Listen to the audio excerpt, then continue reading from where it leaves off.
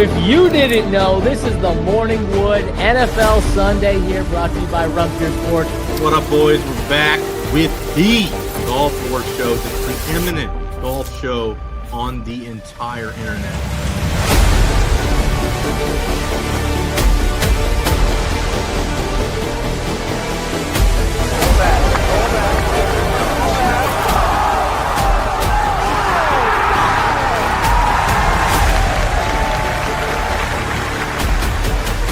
Huge weekend of baseball coming up. We haven't really had a final week like this in a while where there's so many teams that are still alive. High fly ball into right field. She is gone! Unbelievable! A home run for Gibson. Freeman hits the ball to right field. She is gone!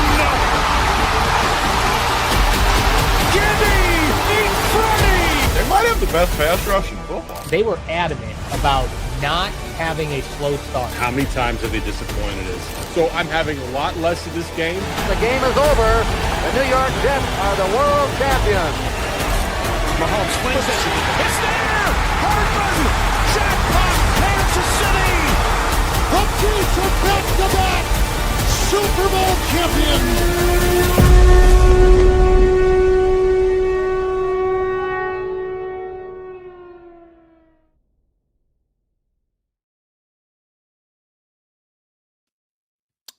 Welcome, everybody. It is StatStation. I'm flying solo today, so I got to control everything and, of course, give all the content as well. We got JBC's down in New Orleans. We've got the NFL DFS finals going on there this weekend, so the live final in New Orleans. So, I thought it would be a good opportunity maybe to go over, obviously, the games that we're going to go over for the NFL this week.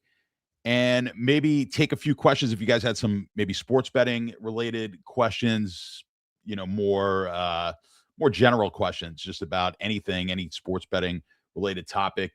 And I thought maybe we'll get into some key stats that I'm looking at here for the NFL as far as teams for the future here, futures bets to win the Super Bowl. I love to talk to JBC each and every week about who's the best team in football, because it seemingly changes on a week in, week out basis. And I don't know. I mean, we're starting to maybe get a clearer picture of who the best team is in the NFL, who's got the shot to win. But you look at it, of the teams that are pretty much locked in to make a playoff spot, and then some of the teams that are on the verge, yet you go with the Rams. Rams are dead or Rams or dead?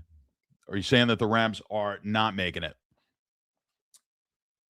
But statistically, I think the Rams right now certainly are up there with Seattle statistically. The question with Seattle, of course, can Sam Darnold do it down the stretch, do it against the good teams, obviously in the postseason?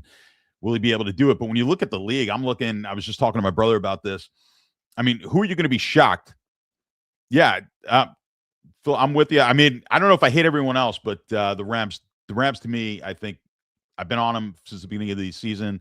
For those of you who've been watching the show from early on, I'm not going to get off the Rams. They look to me to be the best team as well right now. But I was talking to my brother a couple of days ago, and we were just chatting NFL and futures. I mean, who are you really going to be shocked to see, at least into the Super Bowl, from both sides? I mean, right now, I would say either Tampa or Carolina, whoever wins that division, I would be shocked unless Tampa gets healthy here. But I think I'd be pretty surprised in either one of those teams making making it all the way to the Super Bowl. I mean, obviously Philly has not looked great, but you're not going to be shocked that defending Super Bowl champions make it all the way there. I mean, who else are we looking at?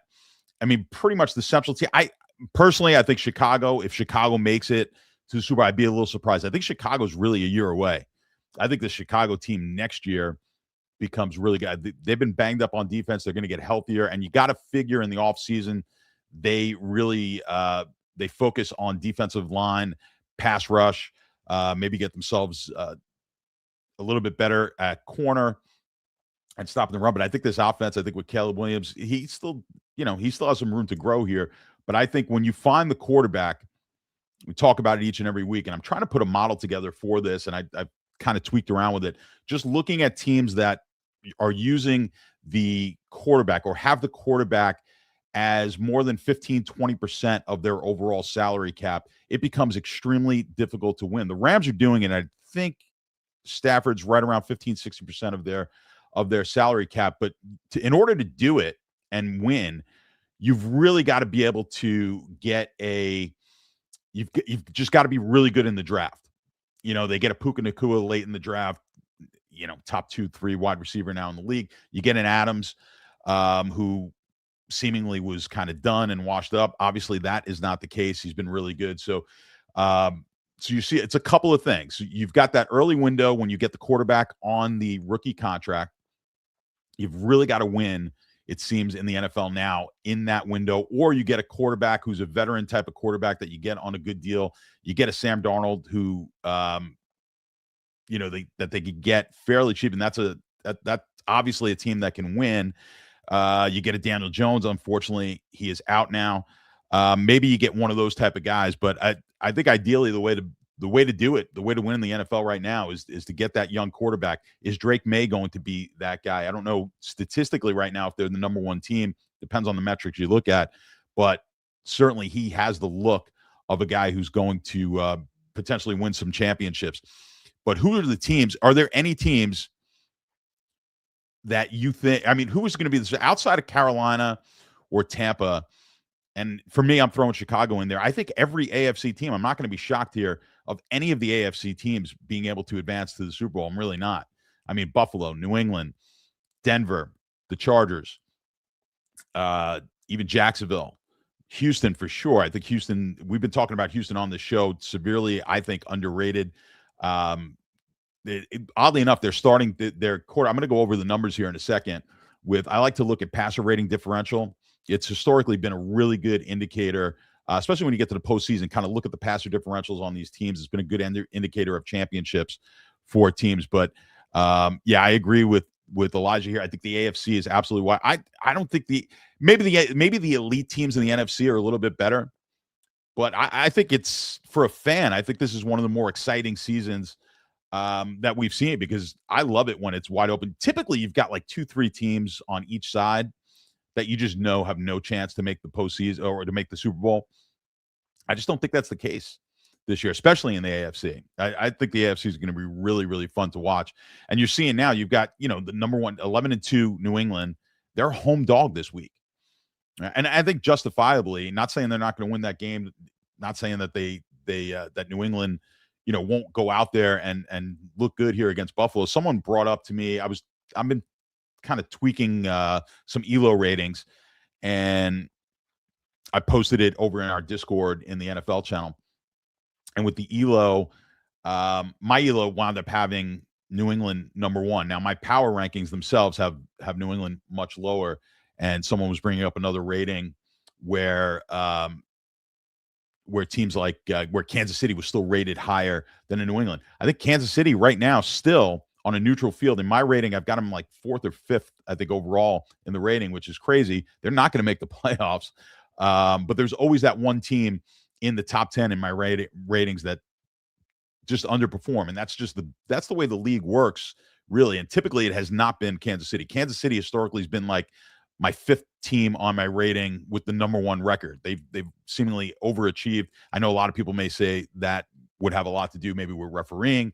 They get a lot of the calls, which, I kind of always push back against a little bit, but they do get quite a bit of calls. Usually what happens on my power ratings is you've got to give a bump up. I give out like kind of a raw number, and then you have to adjust it based on quarterbacks. And typically over the years, your elite quarterbacks, they're going to be worth an extra point and a half over on my ratings. I should probably start to just incorporate that in there and not make everyone do the work. But I didn't build those ratings. Those ratings were always built for myself and not for the masses. So I'll have to work on that and tweak it, for the future. But I want to go over quick while we got time, because without JBC here, of course, I'll have a little bit more time to go over some other stuff.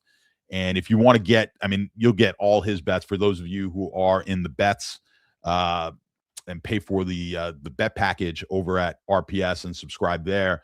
That's where you're going to get JBC. Pretty much will give you just about every game for the NFL, and then he's going to pick the premium games in the NFL each week. So I like going over what my model likes compared to what he likes, and I kind of like to play the ones that agree. So I want to, like I was talking about passer rating and passer rating differential. This is something that I think you guys should keep an eye on. I've been posting it on X a little bit. I'll post today's now after we do this show. But right now, the number one passer rating team in the differential, right? So you're taking offensive passer rating, subtract it out by defensive passer rating. And right now at 29.6, it's the Rams. They've got the number one passer rating in the league offensively, 112.9. And they're pretty strong here defensively, 83.3. It's a really key number to look at as far as championships go. I don't have the numbers. I do an article, and I'll post it when we get to the postseason every year, and I try to narrow down the teams in the postseason and try to find some value where we can on potential Super Bowl winners. And one of the metrics I always look at is the passer rating differential. It's been, I think, it's been crazy. I should have brought up the article because I don't have the numbers in front of me, the last year's article, but just finishing in the top 10 is an extremely strong indicator that for a championship. Almost all of the champions, this goes back pre-Super Bowl. This is going back to when it was just the NFL championship. And you didn't think passer rating meant all that much. It still meant a lot way back in the 40s, 50s, 60s. So passer rating differential is extremely important. Rams number one. Seattle is 2 right now on that list. 24.8 passer differential. So for those of you who were talking about Rams and Seattle, they're the 2 best teams according to that metric. The other metric I look at is yards per play. This is an old school, like back in the day when we didn't have, you didn't have the internet. It wasn't easy to build models. What was real easy was keep track of yards per play. You just kind of take the box scores, right? And you could calculate that on your own, even if the early days of spreadsheets or even prior to that, just kind of pen and paper. And it's just flipped with those 2 teams, right? So Seattle is the best differential in yards per play. They're averaging 6 yards per play. They're only giving up 4.5. They've got a 1.5 differential. And the Rams are just behind them with 6.1 offensive yards per play. They're giving up 4.9. So slightly better on offense, a little bit worse defensively for a 1.2 differential. So those look like right now on paper the 2 best teams. When you look at passer rating differential, we'll go down the list. Chargers are 3rd. Really strong defensively. 70. We saw the game the other night. It's Herbert's doing it basically by himself. The guy's running for his life on every play. They won that game the other night against Philly on Monday night, which was an entertaining game for sure, just because of the fact that Herbert was able to use his legs, really. It was more him just surviving, getting a couple of key first downs with his legs than anything else. They didn't really throw the ball for all that much. So they've got a 92.2 offensive passer rating with a 73 defensive passer rating. It's one of the best defensive ratings. I'm trying to see if it's second. They are. Yeah, so they're second behind Houston defensively. So that's really what's boosting them. But if you look at their yards per play, it's not all that impressive. The differential there, 5.3 on offense is not strong. They're giving up 5 defensively for a 0.3 differential. Buffalo in that yards, in that passer rating, they are 19 differential, 102.5 to 83.5 on defense. And Buffalo, as far as yards per play, 6.1 yards per play, right up there at the top in the league, with a 5.4, which is not great defensively, right? So that's where they're struggling a bit.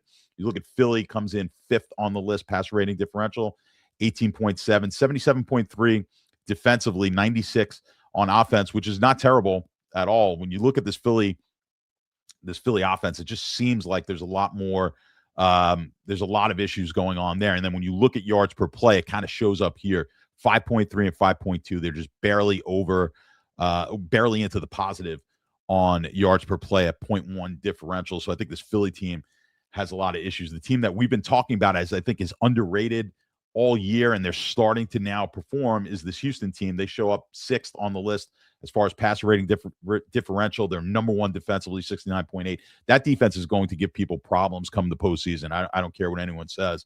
And that they will be able to travel well, and they're going to have to travel if they're going to get deep in the postseason. But I think they'll travel well with that defense. The passer rating offensively is not strong, right in the middle of the pack at 88, but that defense at 69.8 gives him an 18.2 differential. Now, that differential has been dropping. Their passer rating, while they seemingly have been scoring more, the passer rating has been coming down for them.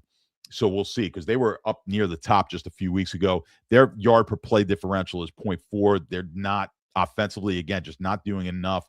Over the season, the course of the season here is a 5, but they are 4.6 yards per play defensively. So they're right up there with Denver, who is tied with Seattle as far as yards per play given up. So those are some of your top teams. Let's talk about New England. I know a lot of you guys want to talk about New England. They're pretty good as well. 17.1. They're 8th on the list, right behind Green Bay. 17.9 differential in offensive passer rating.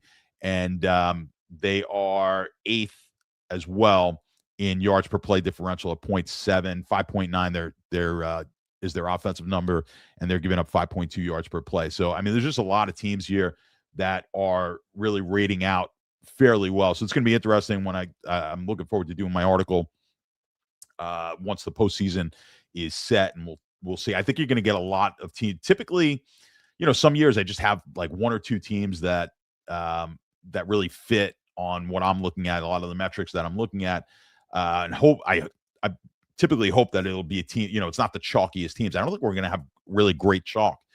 So it's good. I think we'll find some value. I think if you can hit the Super Bowl winner this year, there'll probably be a decent amount of value there for the winner. So obviously, we've got our favorites here, the Rams, maybe Seattle, but no one's going to be shocked, I don't think, with about at least 6 to 10 of these teams at a minimum getting there this year. So, all right, let's go through the games this week. We'll go through that, and then if you guys have questions, we'll do it maybe after I go over the games. If you got any questions, sports betting related type of questions, not necessarily picks for games, but if you got any questions that you're been wondering or thinking about, or something that's been that you're struggling with as far as sports betting wise, throw that in there. We'll go over that towards the end of the show, and of course, we'll do the DraftKings pick 6. I'll give you my 6 best DraftKings pick 6 plays of the week also. All right, let's open up. Of course, I am a partner over on the Sharp app, so I like to open that up and look at the prices this week. We'll go over the first game. Although last night we didn't talk about last night's game. Unfortunately, I didn't get a chance to watch that game. I was over at the Hard Rock. I had a dinner over there, which was great. So I was only kind of catching the game out of one corner of my eye. But shocking that Kirk Cousins was the guy that everyone was the one player last night no one had confidence in, and they went and threw for I was looking at the stats and updating my sheets this morning. They threw for over 300 yards. So obviously Cousins played well. I didn't get a chance to see that. Of course, I've got Pitts in my on one of my season-long teams that's in the playoffs, but unfortunately, I've got the bye this week, and Pitts goes off. So we'll see if he could do something for me next week when it counts.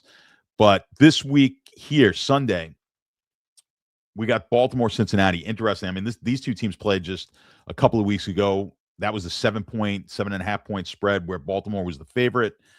And then, of course, get upset. Circa Survivor Pool, one of the games that turned that pool totally upside down. They're down to 10 people left in the Circa Survivor, where you've got to pick the Thanksgiving game. So all of the favorites lost on Thanksgiving, which knocked out like 850-ish people out of the 900 that were remaining at that point. So they're down to 10 over there for 18 million plus, which is getting pretty exciting. But Baltimore on the road here, they just lost to this team. They were 7.5 point favorite. The NFL now, earlier in the year, the home field advantage was at a 4, which is insane. I knew it was not going to hold that. We're getting back. In my models, I like to keep a home field advantage about 2.25. It may change depending on the team and, of course, weather, things like that. But as a basis, I think 2.25 now is about what home field advantage is. And I think right now it's 2.6 on the season. So it's slightly over what my projection would be for home field advantage in the NFL. But 2.25 to 2.5 is about what you need to adjust. And I tell you guys, I know a few of you have done it because you guys have sent me messages, which is awesome. If you are you guys really should, before you open it up and look at the lines. As a matter of fact, next week's lines are out already. Just get a list of the games and start making your own, even if you're not building a model or anything like that. Start making your own line, your own numbers on these games, just that exercise alone is just going to help you tremendously, right? Then see where you are. That's going to be closer to an opening line, right? Where you're going to compare. Then see if your number, does the market start to move towards your number? If more often than not, if you're 60% of the time, it's called closing line value, right? If your number that you put, so let's talk about Baltimore here this week against Cincinnati. They're -3. Baltimore is on the road at Cincinnati, 51.5. Make a number on all these games before you actually see that line early on. If you had this, let's say you like this game at a pick 'em, and you're pretty close at 51.5 was the total that you liked. You had this line at a pick 'em. And then this line is right now 3. And then when we close right before game time, you look at the closing line, and that closing line goes down to, let's say, 2.5, 2. Right? You were on the right side. Regardless of how the game turns out, you've got closing line value. That's the metric that you want to look at more so than was my pick correct in that. Of course, if your model or just you think this game should be a pick 'em, obviously you're going to like Cincinnati at +3. Start looking at that. That's going to be a better determinant, especially with the smaller sample. It's not going to work over 10 games, but if you can get 100 games, 150 games where you're consistently beating the closing line by 60+%, I mean, that's going to be a tremendous number. It's going to be really hard to do. And I think it's a good exercise for all of you guys to try, especially in the NFL. Very, very difficult. But you're going to get your better lines if you are good at modeling, or even if you're a good handicapper. You're going to get the better lines to bet earlier in the week typically. Why is that? Because the way the market works, I'll give you a quick lesson on how these lines are changed. I know the predominant theory is all these sports books are just trying to get 50-50 action. Well, what the traditional with the square books, which are essentially almost every book that you guys are playing on, are going to be a square book. The sharper books are going to be Circa, and some of the offshore books, Pinnacle, we like to look at for sharp prices, and a couple of the other offshore books. But essentially the recreational sports books that are out there that most of you guys are putting your bets in on, those books are what we consider square books. And they're really looking at price action from the sharper books. Why? Because the sharp books are willing to take sharp money. The square books don't necessarily want the sharpest bettors out there. They're looking to take recreational bets. What the sharp books do, and the way the lines move, they'll open the line. Pinnacle's going to open their line on Sunday night, Monday for next week's games.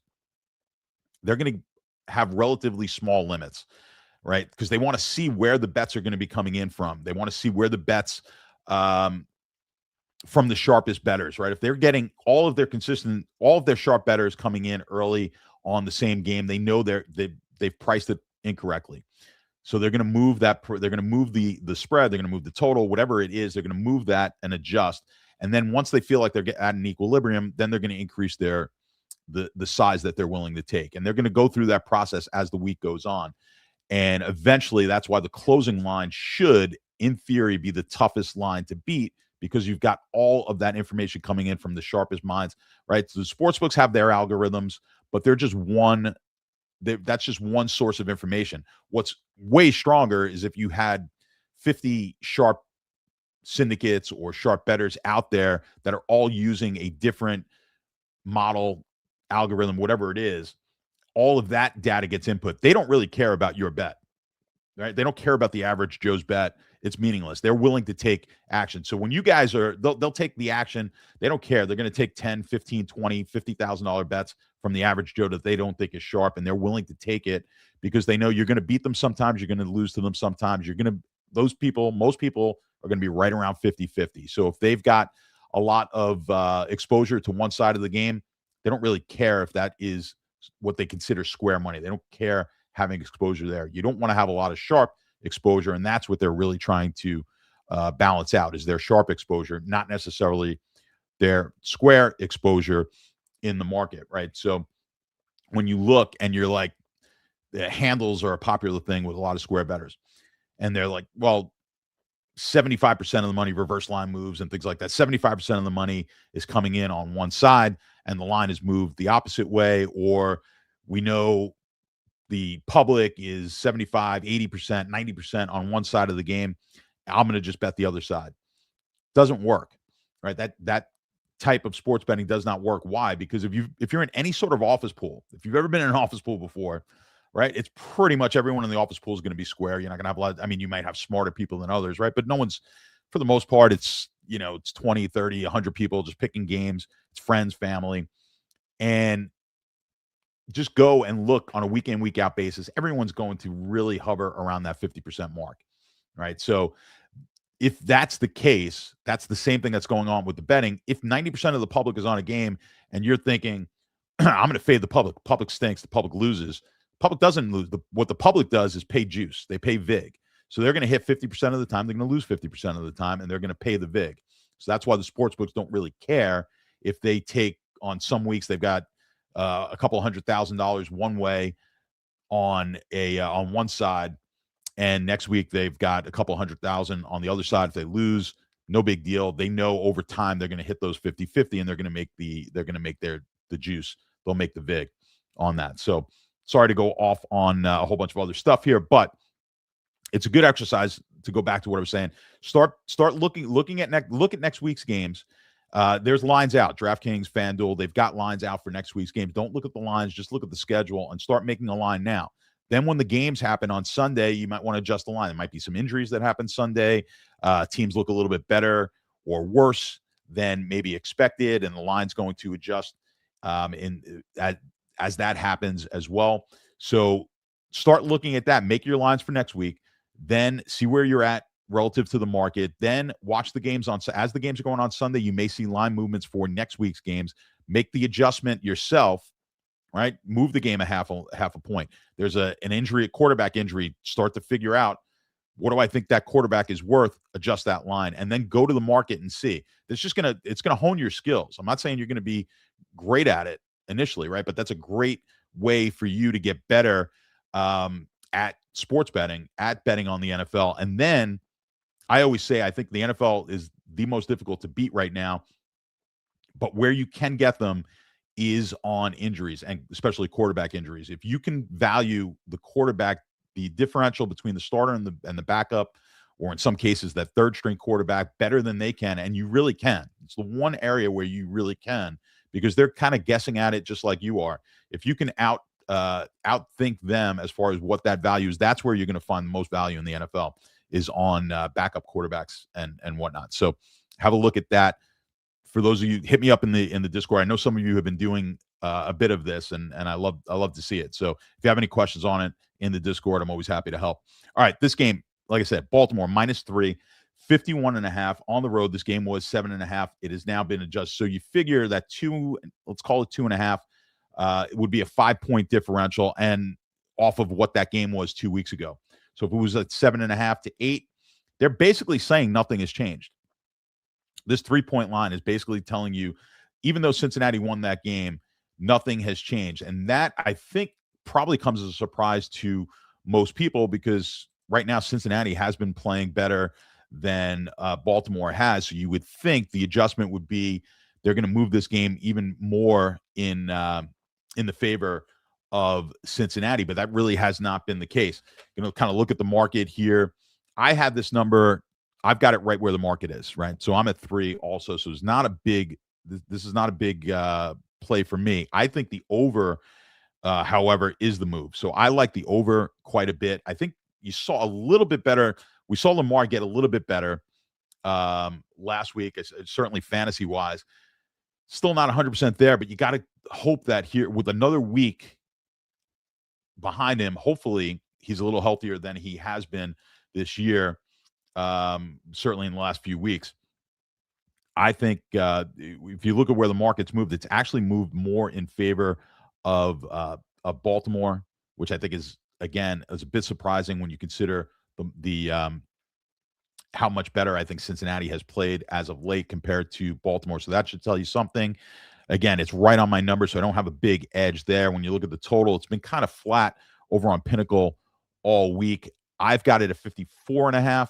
The market is 51.5, so I do like this game to go over. It's one of the better plays. We'll look at the weather and just make sure that the weather is not anything crazy. But when I looked at the weather earlier, I didn't see any games that really scare me outside of the Philly game, which seems to which I think has a bit of weather issues, and I'll try to find the weather here in a minute. But anyway, for that game, Cincinnati, I think for me on my numbers, I've got it pretty flat. I've got 3 for Baltimore, and I like this one to the over. Let's go to that game in Philly. Like I was talking about, Philly is a 12.5-point favorite. The market's been moving in Philly's favor, 38.5. I mean, that's insane to have that high of a spread with that low of a total. And I think this total is lower because of the wind. You've got to be careful in the wind. Of all the weather, I talked about it last week in our Discord. Do not fear snow when it comes to offenses if there's no wind. I mean, if it's a blizzard, that's a different story. But that snow that they had in Buffalo last week, that helps offenses. Slick fields help offenses. The offense knows where they're going. Wide receivers know where they're going, right? Defense has to try to keep their feet. They don't want to slip and fall. They're going to give up a big play. So it's a big advantage to the wide receivers. It's a big advantage to the blockers. And I think the pass rush has a hard time. So when you get these fields, we may have a little bit of snow again. I think in the Buffalo game this week. I'm going to get I had the weather up on one of my screens. I'll bring it up again, but I think we were looking at some potential snow, get some light snow. That's the New England Buffalo game. They're talking about maybe a chance of snow. To me, that helps offenses. I think you saw that with the Buffalo Cincinnati game. Really tough for the defense in those scenarios. So the slicker the field with no wind favoring offense. This game in Philly, they're looking at, I was looking at it earlier, so 13-mile-an-hour winds right now. Keep an eye on that. When you've got Jalen Hurts, to me, a guy with not a big arm, I think in the wind, he will struggle. I think we saw that in the game where they played against the Bears with a little bit of wind there. So I like my model and a couple of different models that I look at, like Vegas in this game. I've got this game at 9.5. It's at 12.5. I don't like how the market's moved, but again, it's an unusual situation in the NFL. This is like a college football line where you get 38.5 and 12.5. So typically what happens is I talk about the correlated plays. If you like a dog at plus 12.5 with a total this low, there's a high correlation between the under and the dog. Why? Because typically the underdog's not going to score a ton of points to be able to get this game over and keep it within 12.5. So more often than not, the correlation here is if you like Vegas, you're going to like the under. If you like Philly, you like the over on these lines, because Philly's going to have to score a lot of points to cover a 12.5-point spread, which of course increases the likelihood of the over. So for me, I do like Vegas. Let me look at what my numbers are here for the total.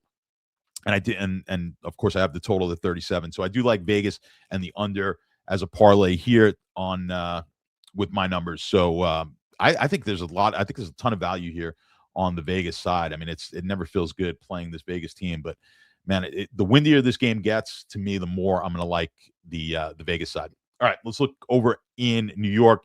You've got the Giants hosting Washington. This is the Giants minus 2.5, 47 on the total. My numbers have this where the Giants should be a 3.5-point favorite. So whenever I get that number crossing the key numbers of 3 or 7, and I'm on the other side, I do like that. So I think we get some value here from me on the Giants side of this game. I like the Giants here minus the 2.5. As far as the total goes, I've got this at 50.5. We're getting 47 on the total. I like this game to go over. Let's just double check the weather on this one. All right, let's be careful here with the wind. Right now, 11 miles per hour. I'm not too worried about that. Once you get to that 15-plus mile per hour number, it starts to really start playing with the total. So keep an eye on that. But if things remain, it's going to be chilly and the wind is reasonable, I do like this game to go over. I don't like either one of these defenses at all.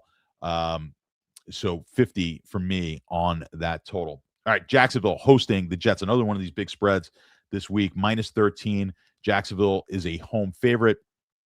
You've got 42 as the total. I'll assume that the weather in Jacksonville, they did get a little rain last week, but yeah, that's why I live in Florida. It is 71 degrees as the projected temperature over in Jacksonville for this game. A little bit of wind, 10 miles per hour. So we'll see if that increases. Of course, can tend to get a little windy down here in the afternoons. I've got this one at 12. The market is now at 13. So a little bit of value here. As we increase, when you get these double-digit spreads, you want to get a little bit more value as far as point differential. When you get the difference between 13 and 12, not nearly as big as the difference between 3 and 2. Even though it's 1 point, right? It's a relative sort of thing. And I've got this at 43. The total is what I say it was 42. So slight edge from me here to the over. I don't really love the Jet side. I like the way Jacksonville's playing. If you want to just go strictly by my numbers, it is slight value on the Jacksonville side.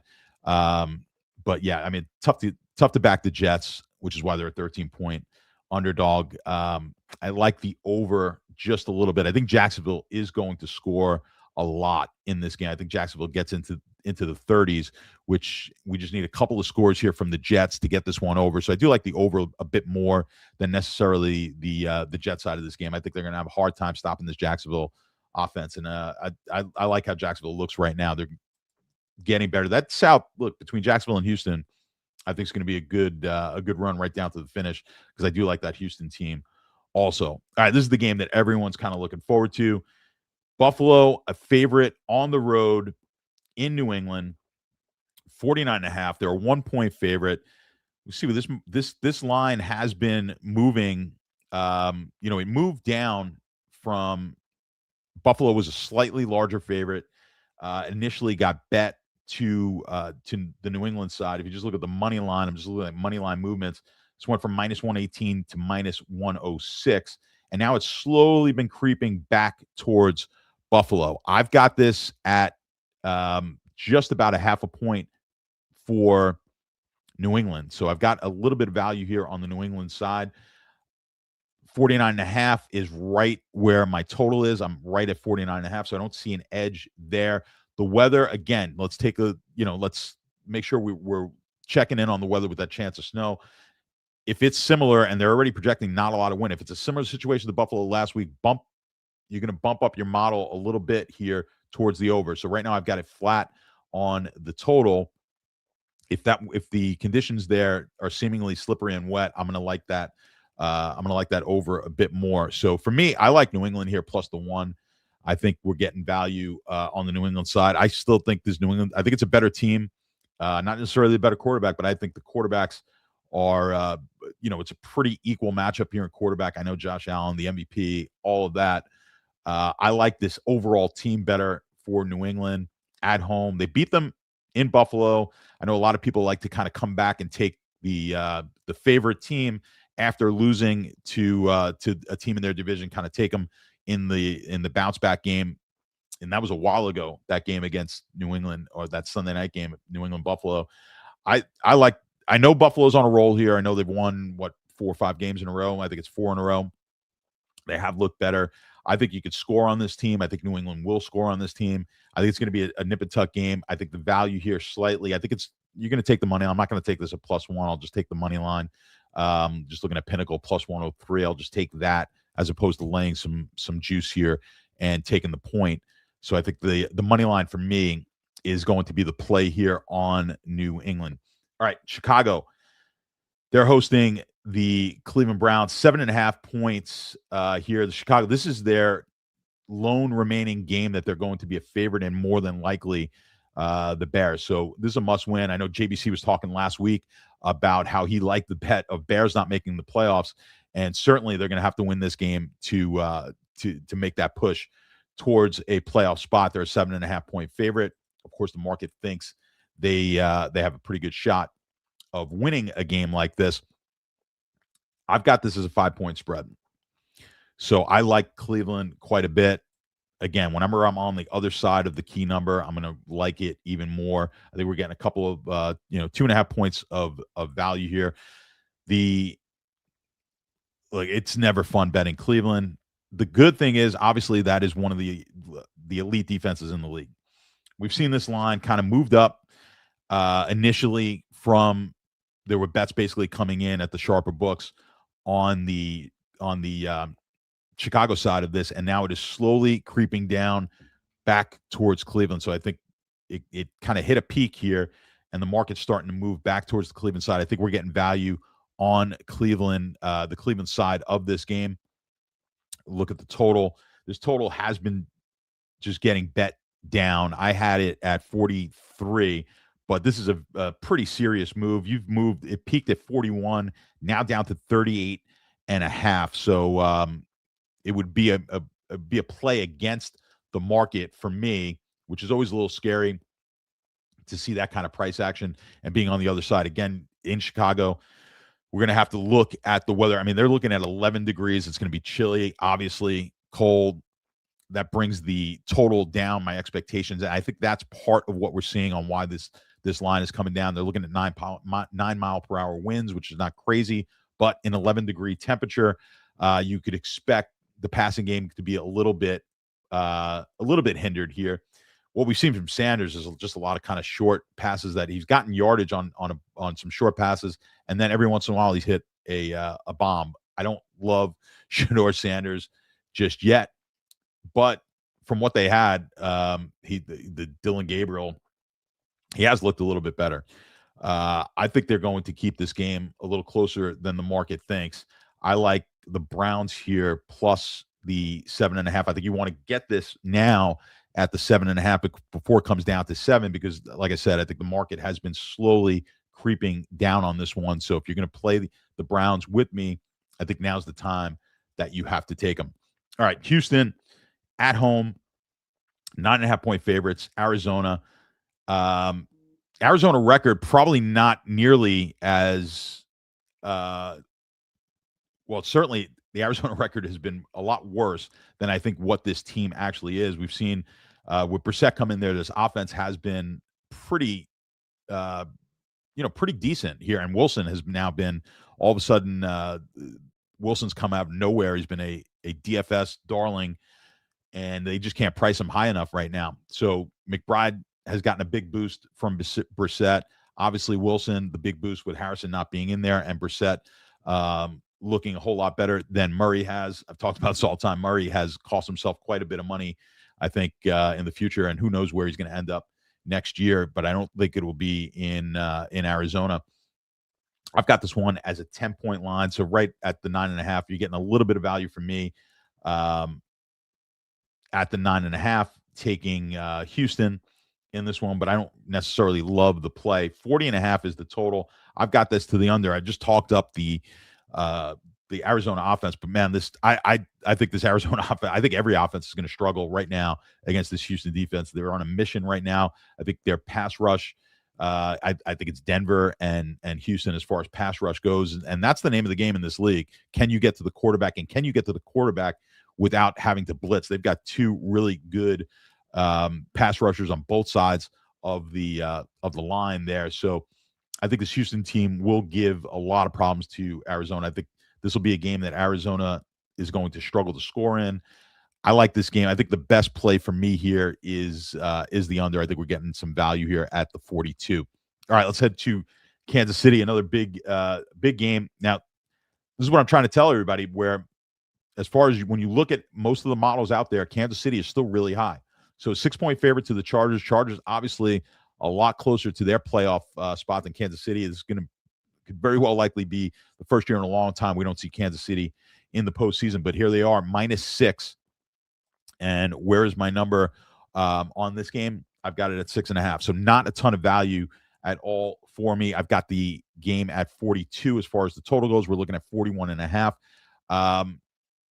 So not a ton of value there as well. I think this is going to be a tricky game for me. I do like Kansas City to win this game. I don't know if they necessarily cover it. That Charger team they just cannot block. And I think with the hand injury, he says it's getting better. Herbert does, but that's still a tough injury to play on. You saw him get hit a couple of times on that hand last week. I think that was that could not have felt good. I don't care what padding they have on there or anything else. That could not have felt good. You got to give him a ton of credit for kind of sucking it up and winning that game last week. But I think they're going to struggle. This Kansas City defense is still pretty strong. I think Kansas City wins the game. Covering the 6, I think, is going to be difficult. I got that, like I said, right at 6.5. So, but I do like Kansas City to at least win that game. I think the hard part with Kansas City is we're just not getting the value because they still have the name. If this was a different team that were rating so high, like Houston had been prior, you'd get a ton of value on their lines. You're just not getting the value to be worth betting Kansas City right now. But I do think Kansas City wins this game. All right, let's head to the 4 o'clock games. Denver +2 at home to Green Bay. That's going to give you an indication of which conference looks better right now, right? NFC or the AFC. You've got the 11-2 team that's fighting for the 1 seed overall against a Green Bay team that might be maybe the third, probably the third best team in the NFC statistically right now. And it's kind of that's been kind of teetering back and forth. But they're a 2-point favorite. I've got this game the other way. I've got Denver as a 2-point favorite. So I do like Denver here at home as the favorite. I've got the line at 38.5, or the total at least at 38.5. I think it's going to be a defensive battle. So I'm getting what I see is value here, 43 on the total in the market right now. So I like this one. I like a defensive close battle, which seems to be Denver's MO. And it seems to be that you could bet more often than not, you could bet against Denver early in these games and then bet them late.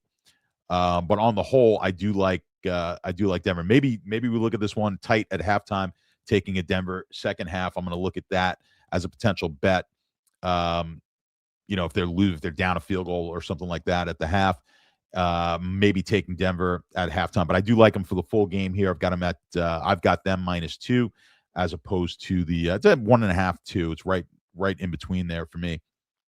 So I'll take the value on the +2. I'll probably take them actually on the money line. I kind of like that even more. I think Denver wins this game outright, and I think it's low scoring, tight game, 20-17 sort of a game. So we'll take this. I'll take that value there on the 43 to the under. Indianapolis, Seattle. This would have been a whole lot better matchup a few weeks ago, but now no quarterback here for Indianapolis. This game is now 13.5. Seattle laying the 13.5, of course, 42.5. Real tough to make a market on here. This is the type of game, though, where you've got to kind of dig into, what do you think the differential is between the starting quarterback and the backups here? So this is the type of game that you could potentially get. Typically what we see is more often than not, they overvalue the starting quarterback. So where this game probably would have been, which was closer to maybe a 5 or 6 point game. So we're looking at somewhere potentially like an 8 points in the market. Maybe this would have been closer to 7 with how Indianapolis had been playing down the stretch. And it's kind of hard to figure because they were already factoring in Daniel Jones being injured. But I think there's a lot that you're seeing. Typically, it's real tough to get a number more than 3 or 4 on a quarterback change. But in this case, it may be warranted. I would say my lean is still going to be on the Colts here, plus the 13.5. Like I said, they tend to overvalue the backup, overvalue the starting quarterback in relation to the backup. And now it's not just a backup here. We're digging pretty deep into the quarterbacks in the NFL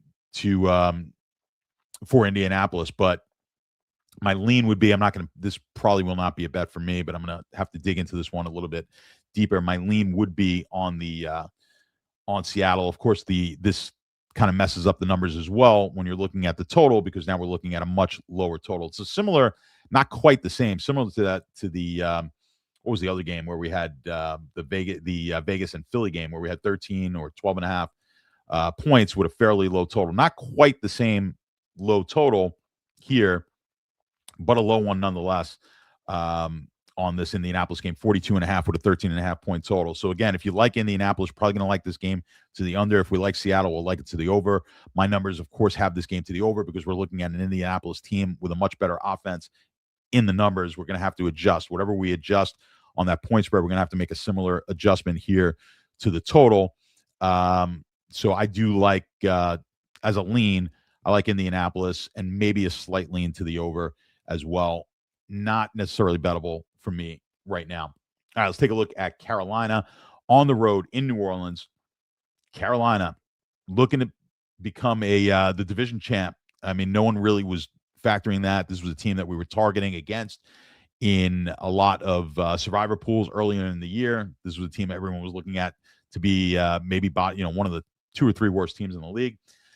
So give them a lot of credit. They're playing well.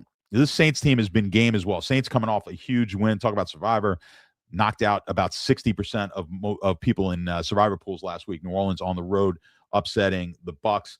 They get Carolina at home. They could kind of do the same thing here to Carolina as they did to the Bucks, and that is hinder their chances of winning that division and making it to the playoffs. So we'll see if that can happen. I like this game at a pick. I think I like this game quite a bit. I like the Saints here. I think they're overvaluing Carolina just based off of that win last week. I know they were a big underdog, 7.5 points or whatever it was, and they've looked decent here over the course of the season, and certainly from a record standpoint, but they're not that far from this New Orleans team when you look at it statistically. And this New Orleans team has been game. Their defense has been fairly good. So I like this game to the under.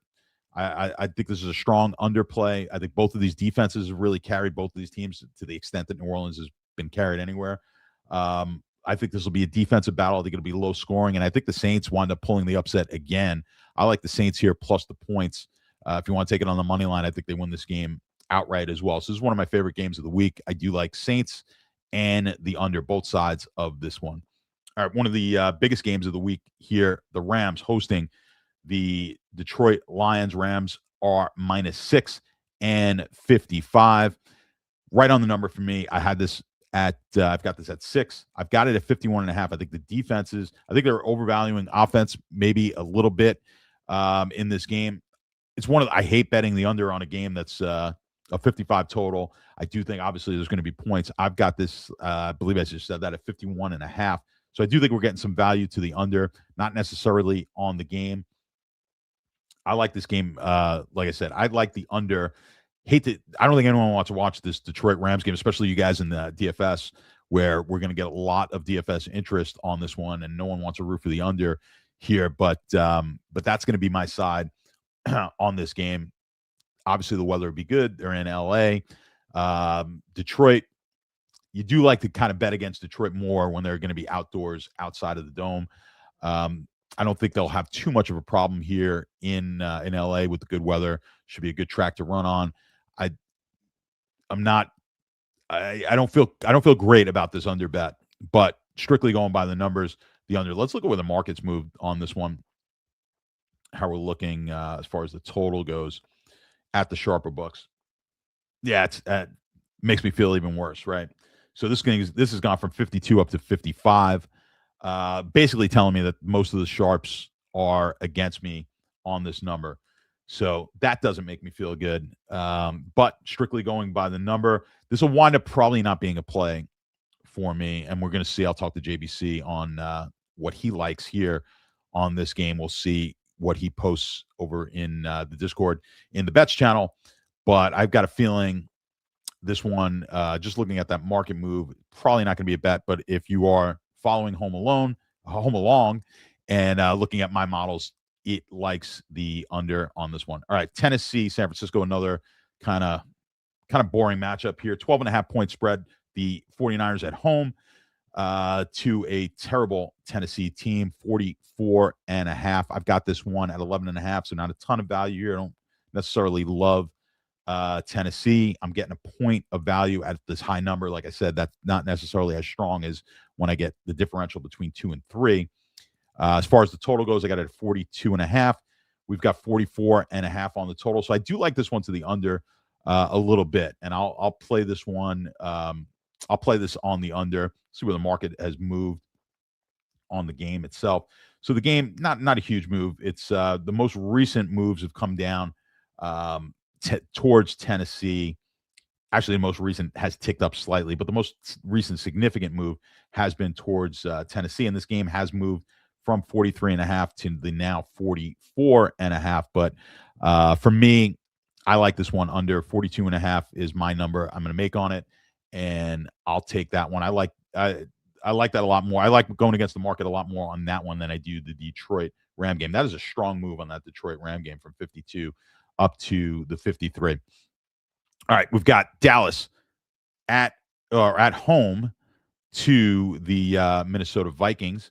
The Cowboys are -6 and 47.5 on the total. I've got this one a lot tighter. I've got this at 4.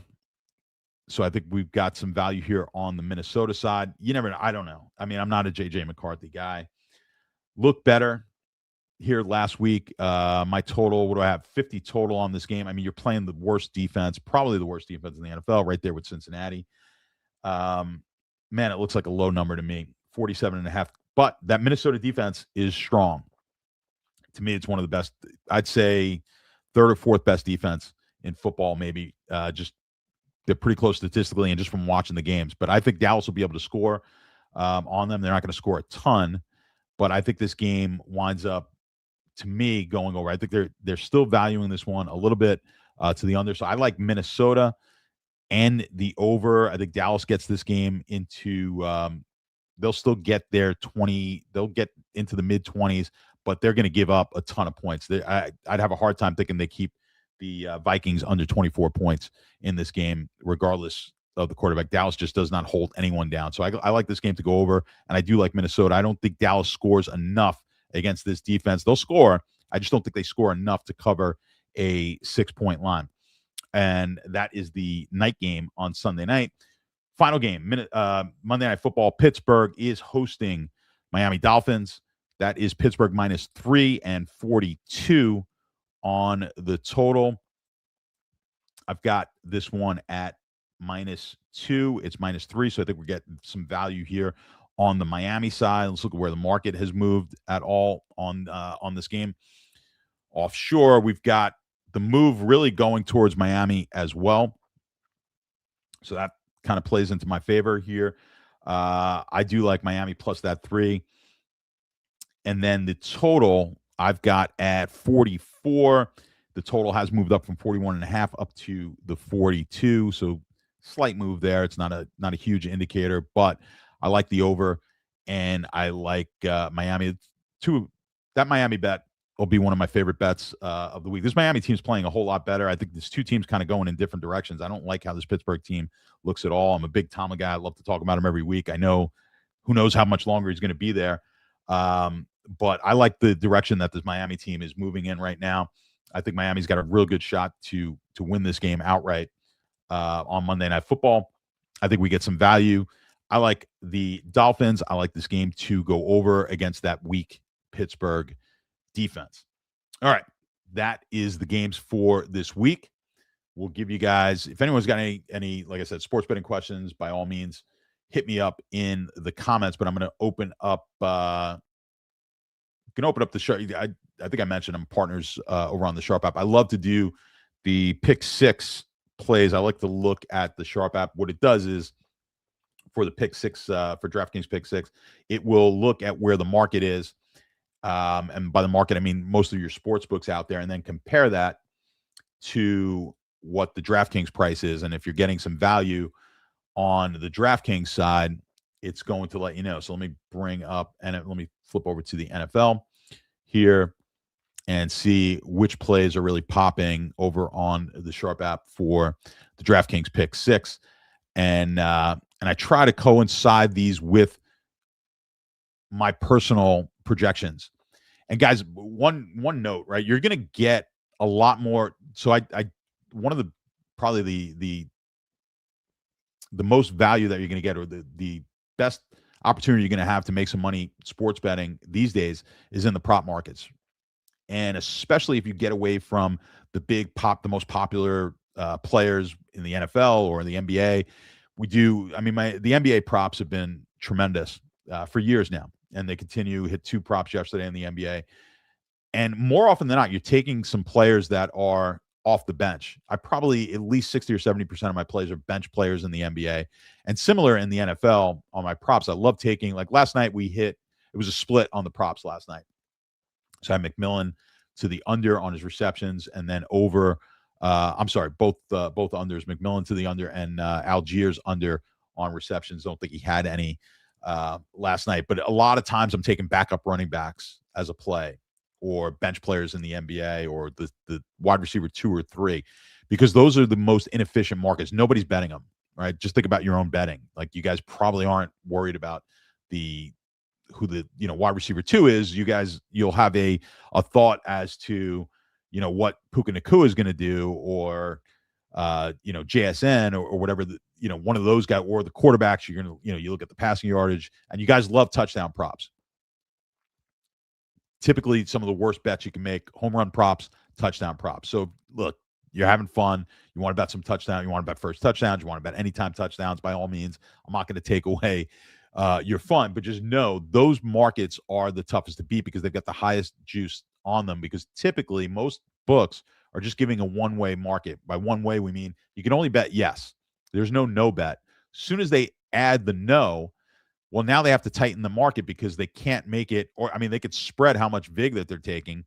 But for the most part, if you're betting a receptions prop, they may be only taking, 20 cent, a 20 cent vig spread, basically 20 cent spread on the, so it may be minus 110 to minus 110, or maybe it's a 30 cent, minus 115, minus 115, or minus 130, even money on the other side. You don't see that with anytime touchdowns or first touchdown or anything like that. It's just, you go on DraftKings, you're just betting the anytime touchdown. So you don't realize they're taking 30 or 40% sometimes on those bets. So you got to be careful on those. They're extremely, extremely difficult to beat over time. And then when you start tossing them into single game parlays, you start SGPing them, it gets even worse because the SGPs are really hard to calculate. You're not sitting there doing the correlations and the calculations and figuring it out. And the sports books have a hard time calculating as well. So they just add even more juice and vig onto what they think the number is just to protect themselves even more. So you're just getting killed on most of these SGPs. Are there ways to beat them? Yes, but you need it takes a very sophisticated mathematical model to figure out what the correlations are on these SGPs. So have fun. Never going to tell you guys not to have fun and bet them, but don't go overboard. Don't go crazy with some of these SGP bets, these anytime touchdowns, when home runs, when we get the MLB back. Be careful on those type of bets. All right.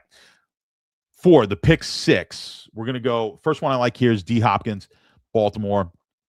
I like his receiving yards to the over. Let me write this down because I can't play pick six here, but we're going to get JBC to put these in for us. So I'm going to take Hopkins over his receiving yards. It is 16.5 as our first bet. All right, so that is bet one. The market is over at 19.5. If you look at sports books, so that's kind of where I like it. My projections are kind of 18, a little over 18 yards as well. So we'll take that one to the over. Let's go Dawson Knox, Buffalo, New England. We'll take his over receiving yards, 17.5. Again, guys, it's always, you guys see me take a lot of these kind of, you're looking at second tight ends and second wide receivers, third wide receivers with low numbers. That's typically where you're going to find some edge. So over the 17.5 for Dawson Knox, that'll be pick number 2 over on DraftKings pick 6. Let's see. We'll take another one. Dulcich, Miami, receiving yards over 16.5 for his receiving yards. That's should we put the Monday night game? Let's leave the Monday night game out. Let's just do Sunday games. We'll leave that one out, but keep that one in mind for you on Sunday night for Monday night. Let's do this one. Let's do Gesicki, Cincinnati, Baltimore game where I think there's going to be. I think both of those defenses are pretty bad. I think we'll see some good offense there. I like Gesicki here to go over the 34.5 on his number against a weak Baltimore defense. So we've got 3 plays. Got Hopkins, Knox, Gesicki. Let's get 3 more here. Rashid Shaheed. I know he had a big week last week. We're going to take his under. Under receiving yards, 28.5 to the under for Shaheed. Here's one I like. Saquon Barkley over 13.5 against Vegas receiving yardage. Got a lot of receiving. We're kind of keeping a theme here. So I'm going to go Barkley to the over the 13.5 receiving yards. And we need one more. Scan it. Let's see what we've got. We'll go. Bear with me.